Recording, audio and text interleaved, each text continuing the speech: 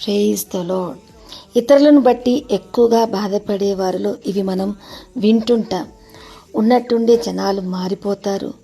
మొదట్లో ఉన్నట్టుగా మనతో అంత సన్నిహితంగా ఉండకుండా అలా మనల్ని కదిలిపోతూ ఉంటారు. ఇలాంటప్పుడే దిగులు పడి వాళ్ళను బట్టి చింతించడం, మనసు లేక బాధపడుతూ ఉంటాం. నిజానికి ఇలా బాధపడే వారి మాటను ఆలోచించండి.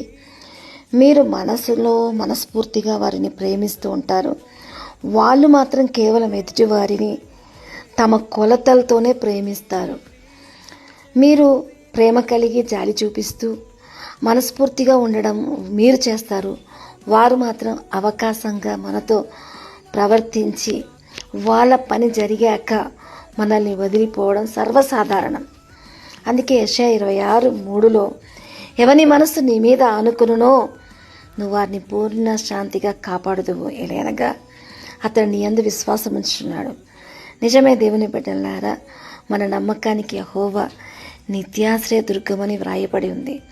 కాబట్టి మనుషులను ఆనుకొని డిస్టర్బ్ అవ్వడం, వారు కదిలి వెళ్ళిపోయినప్పుడు వారి కోసం ఆలోచించడం చాలా సర్వసాధారణంగా చేస్తూ ఉంటాం.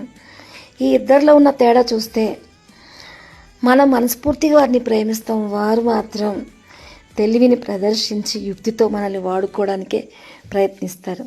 కాబట్టి బంధాలలో ఈ మోసాలు, స్నేహాలలో ఈ యొక్క దోషాలు సర్వసాధారణంగా జరుగుతున్నాయి కనుక మనం దేవుని నిర్దోషత్వాన్ని వెంబడించి ఆయన ఆనుకోవడం, ఆయన ద్వారా శ్రేయస్సు కోరుకోవడంలో యెహోవా నిత్యాశ్రయ దుర్గంగా మన జీవితాలకు తోడుగా తన కృప మనకు అనుగ్రహిస్తాడు.